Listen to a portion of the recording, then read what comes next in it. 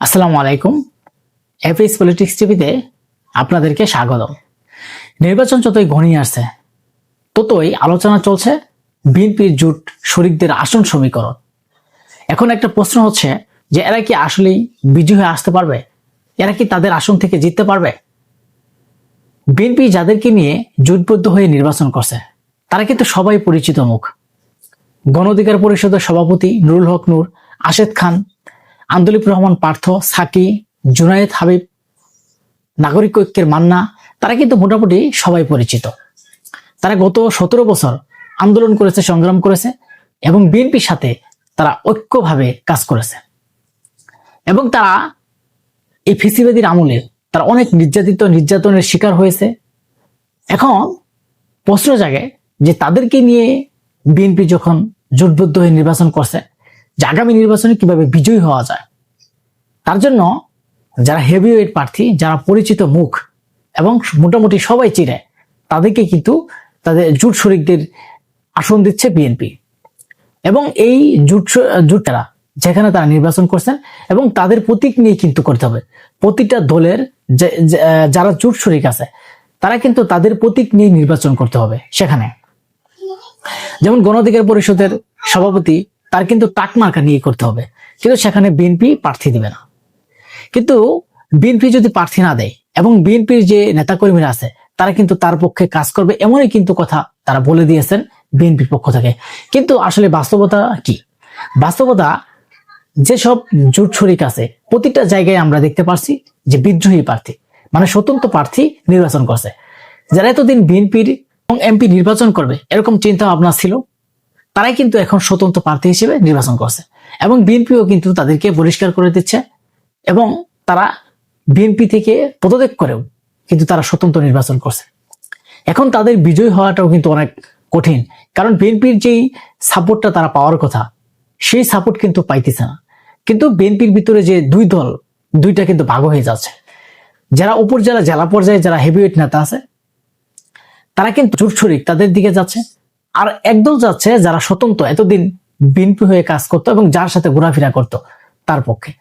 আমরা বিশেষ করে দেখতে পাচ্ছি যে জুনায়েদ হাবিব, যিনি পরিচিত মুখ, তার আসনে রমিন ফারহানা বিএনপির আন্তর্জাতিক বিষয়ক সম্পাদক ছিলেন, তিনি কিন্তু সেখানে স্বতন্ত্র নির্বাচন করছেন। দেখেন, তিনি একজন হেভিওয়েট নেতা এবং তিনি পরিচিত মুখ। 17টি বছর তার অনেক অবদান আছে। তিনি আওয়ামী লীগের সময় অনেক নির্যাতনের শিকার হয়েছেন, হামলার শিকার হয়েছেন এবং তার বাংলাদেশে অনেক অবদান আছে এবং তার মতো নেতা স্বতন্ত্র প্রার্থী হিসেবে নির্বাচন করছে। কারণ তারা একটা কথাই আছে যে তারেক রহমানকে ভালোবাসে সবাই, বাংলাদেশের মোটামুটি সবাই তারেক রহমানকে ভালোবাসে এবং তারেক রহমানের কথা মানতে চায়। এখানে দুইটা প্রশ্ন জাগে। একটা হচ্ছে তারেক রহমানকে সবাই ভালোবাসে কিন্তু তারেক রহমানের কথা কেউ মানতে চায় না। কি কারণে? তারেক রহমানকে যদি আপনি ভালোবাসেন তাহলে তারেক রহমানের যে নির্দেশ, তারেক রহমানের যে আদেশ, সেগুলো আপনাকে মানতে হবে, সেগুলো আপনাকে চয়ন করতে হবে। কিন্তু তারেক রহমানের কথা আপনি মানলেন না, তারেক রহমানকে ভালোবাসলেন, তারেক রহমানের কথা মানলেন না, বিদ্রোহী প্রার্থী হিসেবে নির্বাচন করলেন, তাহলে এই বিদ্রোহী প্রার্থী যেখানে জোট শরিক আছে সেখানে যে বিএনপি থেকে বিদ্রোহী বা স্বতন্ত্র প্রার্থী নির্বাচন করছে, এটা কিন্তু বিএনপির জন্য খারাপ। আপনি দেখেন, যদি দল না থাকে তাহলে কিন্তু কারো অবস্থাই ভালো হবে না। এবং যারা আওয়ামী লীগের হয়ে নির্বাচন করেছে তারাও কিন্তু পালিয়েছে এবং যারা স্বতন্ত্র নির্বাচন করেছে তারাও কিন্তু পালিয়েছে। যখন দল বিপদে পড়বে তখন কিন্তু দুটারই অবস্থা খারাপ হবে। এখন বিএনপি যদি ক্ষমতায় না যেতে পারে, বিদ্রোহী প্রার্থী হিসেবে নির্বাচন করছেন এবং যারা নির্বাচনে বিজয়ী হতে পারেন নাই, দুজনেরই কিন্তু ক্ষতি হবে। যে কারণে তারেক রহমানের নির্দেশ হচ্ছে যে আগামীতে এই জোট শরিকদেরকে বিজয়ী যেভাবে হোক করে নিয়ে আসতে হবে। কিন্তু তাদের মাঠ পর্যায়ে নেতাকর্মী তারা কোনোভাবেই ছাড়ছে না। দেখেন, রমিন ফারহানা এত বছর যার এই দলের জন্য অনেক ত্যাগ স্বীকার করেছেন, তার মতো নেতা যখন স্বতন্ত্র প্রার্থী হিসেবে নির্বাচন করছে এবং সব জায়গায় যদি এমন ভাবে তারা স্বতন্ত্র প্রার্থী হিসেবে নির্বাচন করে, তাহলে এই জোট শরিকেরা কি আসলে বিজয়ী হয়ে আসতে পারবে? তাদের বিজয়টা কিন্তু অনিশ্চিত হয়ে যাবে। আপনি দেখেন, বিশেষ করে গণ অধিকার পরিষদের সাধারণ সম্পাদক ছিলেন, তিনি কিন্তু পদত্যাগ করে বিএনপির সদস্য পদ নিয়েছেন এবং তিনি ঝালকাঠি 4 থেকে নির্বাচন করছেন। এই রাশেদ খানের কিন্তু বাড়ি ঝালকাঠি 4 আসনে না, তিনি কিন্তু একটা অতিথি পাখির মতো সেখানে গেছেন, অতিথি পাখির মতো গিয়ে সেখানে নির্বাচন করার একটা চিন্তা ভাবনা করছেন এবং বিএনপি থেকে যেহেতু তাকে মনোনীত করেছেন এবং তিনি বিজয় হওয়ার জন্য টাক বাদ দিয়ে তিনি ধান ধরেছেন, কিন্তু তারপরেও সেখানের যে নেতাকর্মীরা আছে তাকে কিন্তু আপন ভাবে নিচ্ছে না। তাহলে সেখান থেকে তিনি বিজয় হতে পারবেন? আপনি দেখেন, একটা মুরগির বাচ্চা অন্য মুরগির বাচ্চারা কিন্তু সহজে নিতে চায়। তদ্রুপ কিন্তু একইভাবে একটা টাক মার্কা গণ অধিকার পরিষদের হঠাৎ করে তিনি ধানের ভিতরে গিয়ে যেই ধান থেকে তিনি নির্বাচন করবেন আর নেতাকর্মীরা তাদের কাছে চলে আসবে, বিষয়টা কিন্তু এমন না। কারণ এতদিন যারা সেখানে ত্যাগ স্বীকার করেছে, এতদিন যারা সেখানে ধৈর্য ধরেছে এবং এতদিনের ভালোবাসা নিয়ে যারা সামনের দিকে এগিয়ে যাওয়ার চিন্তা করেছিল, এমপি নির্বাচন করবে, যারা এতদিন তাদেরকে আগলিয়ে ধরে রেখেছিল এবং তারাই কিন্তু এখন বাদ পড়ে যাচ্ছে এবং তারাই কিন্তু সেখানে বিদ্রোহী প্রার্থী এবং স্বতন্ত্র প্রার্থী হিসেবে নির্বাচন করছে। যে কারণে আমরা মনে করি যে বর্তমানে যারা বিএনপির জুট সরে গেছে তারা কিন্তু একটা বেকায়দায় পড়ে গেছে। কারণ বিএনপি বর্তমানে বাংলাদেশের একটা বড় বৃহত্তর রাজনৈতিক দল, তাদের ভিতরে কুন্তল থাকবে, তাদের ভিতরে এক এক জায়গায় আমরা দেখেছি যে 10 থেকে 15 জন এমপি হওয়ার মতো যোগ্যতা আছে, যে মনোনয়ন পাওয়ার জন্য মাঠে ঘাটে তারা দৌড়াদৌড়ি করছেন এবং কি 10-12 জন আছে যে হেভিওয়েট প্রার্থী, তারা এমপি হওয়ার মতো যোগ্যতা আছে। কিন্তু আসলে তারেক রহমান তাদেরকে নিয়ে আগে একটা মিটিং করেছে যে সবাইকে তো দেওয়া যাবে না, যে কোনো একজনকে দিতে হবে। একজনকে দেওয়ার পরে তারা আসলে বাকিগুলো মানছে না, যেই কারণে এই জুট শরিকদের আগামী বিজয় হওয়া অনেক কঠিন হবে।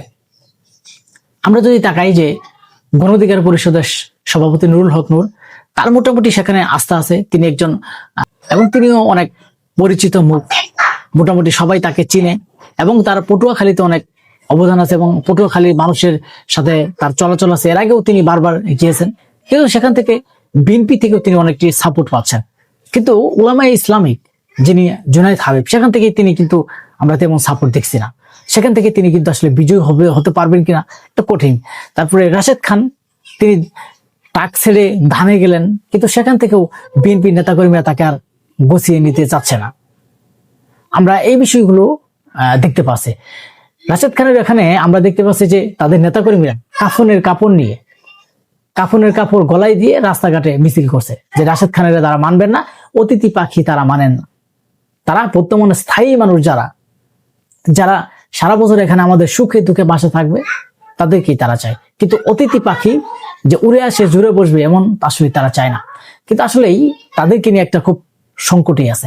আন্দোলকুর রহমান পার্থ, তিনি সবসময় আমরা শুনেছি যে ঢাকা 17 আসনে তার দখলে এবং তিনি সেখানে অনেক জনপ্রিয়তা এবং সেখানে যখন বিএনপির চেয়ারম্যান তারেক রহমান নির্বাচন করবেন এবং আন্দোলকুর রহমান পার্থ কিন্তু অন্য জায়গায় চলে গেল, সেখান থেকে তিনি বিজয় হতে পারবেন কিনা। এবং জুনায়েদ সাকি, তার আসনে আমরা দেখেছি তিনি তাদের এলাকার মানুষ তাকে ঝাড়ু নিয়ে বিক্ষোভ করেছে। নাগরিকত্ব মান্না, তার প্রার্থিতা নিয়েও বারবার বাতিল করা হয়েছে যে তিনি ঋণ খেলাপি, এর জন্য অনেক সমস্যা সম্মুখে দেখা দিয়েছে। তো আমরা মনে করি যে এই যে জোট শরিকে যারা আছে তারা কিন্তু আসলে খুব সংকটের ভিতরে আছে। তারা বিএনপির মতো একটা বড় রাজনৈতিক দলের সাথে যদি জোট করে বিজয় না হতে পারেন, তাহলে তাদের আসলেই মনটা এতই খারাপ হয়ে যাবে আমরা মনে করি। কারণ দেখেন, যেই নুরুল হক নূর 300 আসনে নির্বাচন করতেছে এবং তিনি নির্যাতন অনেক হয়েছেন, ঢাকা বিশ্ববিদ্যালয়ের বিপি, তার জনপ্রিয়তাও সবার মোটামুটি শীর্ষে আছে। কিন্তু সেই মানুষ যখন তিনি টাক মার্কা নিয়ে বিজয় হয়ে আসতে পারবেন না, তার মনের মধ্যে এরকম চলছে। কিন্তু তিনি যখন সেই নিজে থেকেও যখন বিজয় হতে পারবেন না, যখন সেই টাক নিয়ে এবং সেই ধানকেও আবার তিনি কাছে নিলেন এবং ধানের সাথে জোট করে যিনি যাতে এমপি হওয়া যায় না হতে পারে, তখন তার অনেক কষ্ট, অনেক ক্লান্ত, যে 17 বছর এই দেশের জন্য তার যে অবদান, এত কষ্ট করলো এবং 5 আগস্টের পরেও তার অবস্থা খুব খারাপ হয়েছিল। আপনারা জানেন যে তিনি সিঙ্গাপুরে তাকে নিয়ে যাওয়া হয়েছিল, তাকে মেরে শরীরের বিভিন্ন জায়গায় আঘাত করা হয়েছিল। আজকে সেই নেতার মতো নেতা তারা বিজয়ী হয়ে আসতে পারবে কিনা, এটাও একটা সংকটের তৈরি হয়েছে। তো বিএনপির যে জোট শরিকেরা আছে তাদের আসলেই আগামীর ভবিষ্যৎ অনিশ্চিতি দেখা যাচ্ছে। তো এখনো পর্যন্ত মাঠের অবস্থা, তারা যে সেখান থেকে বিজয়ী হতে পারবে এরকম অবস্থা কিন্তু আমরা এখনো দেখি নাই যে তৈরি হয়েছে। কারণ সেখানে তাদের বিরুদ্ধে বিএনপির বিদ্রোহী প্রার্থী, স্বতন্ত্র প্রার্থী আছে এবং অন্যান্য দলের প্রার্থী আছে। সেখান থেকে যদিও তারা বিজয়ী হয়ে আসতে পারে, কিন্তু তাদের কঠিন হবে। আর সবাই, আমরা একটা কথাই বলি যে জোট শরিক যারা আছে সবাই কিন্তু বিজয়ী হতে পারবে না। হয়তো এর মধ্যে কয়েকজন হবে, হইলেও কিন্তু তাদের অনেক কঠিন হবে।